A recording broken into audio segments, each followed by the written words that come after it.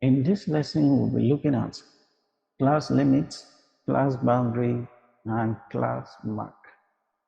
And it is a continuation of our previous class where we looked at how to group data before presenting it in a frequency table. So what is a class limit? What is a class boundary? And what is a class mark? If you recall from our previous lesson, we grouped our data into different intervals. The intervals we use, let me first of all prepare that table again because I'm going to make reference to the table. So we have class intervals. Our interval, the first one was 18 to 20.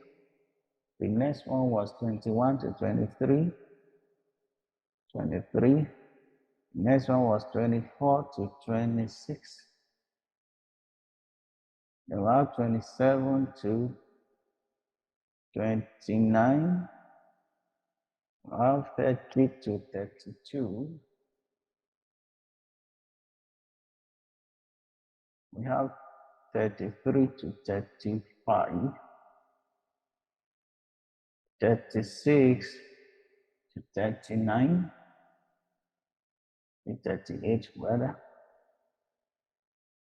And 39 to 41. Okay, this was our interval in our previous class. So now, class limits are the end or the extreme end of this interval. We have what we call the upper and the lower limit. The first number here, which is 18, is the lower limit, and the last number, that is the big one, is called the upper limit. The first number here, which is 18, is the lower class limit, and this is the upper class limit in this interval. Then in this second interval, 21 is the lower class limit. This is the upper class limit. Lower class limit, upper class limit, and so it goes like that. So what is class boundary? Recall when we started in our introduction, we said that data may be discrete or continuous. So if you have a continuous data, for example, maybe we have something like 17.5.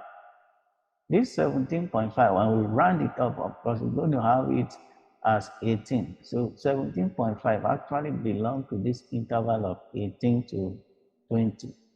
And also 20.5. Yeah, instead of rounding up, we round down. What does it mean to round up and round down? If I round up here, of course, this 5 will round to 1, then we add it to this, which will give us 21. But when working with interval, instead of rounding up, we round down. So this digit here, we not follow the fact that it's up to 5. So we are going to place it under this interval so that in theory, the class 18 to 20 will include all weight between 17.5 and 20.5. So this fractional part of the data within an interval is what we call the class boundary. Then class marks, on the other hand, is the addition of this and this, that is the lower class limit added to the upper class limit divided by 2. So in this interval, for example, if I have to prepare the class marks here, what we are going to do will be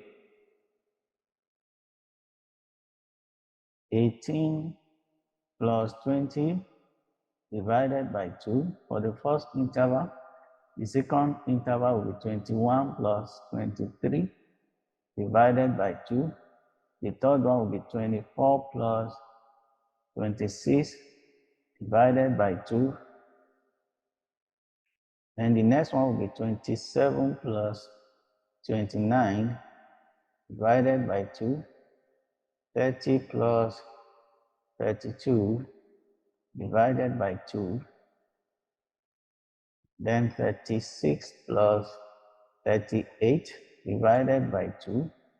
And finally 39 plus 41 divided by 2. By the time we perform this operation, whatever we arrive at will give us the class max. Okay, so we're going to divide each of these. And first of all, add the lower class limit to the upper class limit, then divide by 2. So 18 plus 20, that is 38. 38 divided by 2 is, I think that will be 19. So the class mark here is 19. While the other one, 21 plus 23, that is 44. 44 divided by 2 is 22. Is it 22? 24 plus 26, that is 40, that is 50 rather, not 40. And 50 divided by 2 is 25. 27 plus 29, that is 56. 56 divided by 2 is 28. And 30 plus 32 is 62. 62 divided by 2 is 31. And 33 plus 35, that is 68. 68 divided by 2 is 34. Then finally 39 plus 41, 70, 80 rather. 80 divided by 2 is 40. So all of these numbers here are called the class max.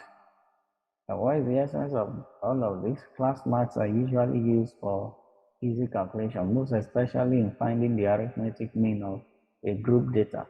So if you want to find the mean of a group data, where you have interval like this, it is the class max we use in calculating the mean. So that is the importance of making use of class max.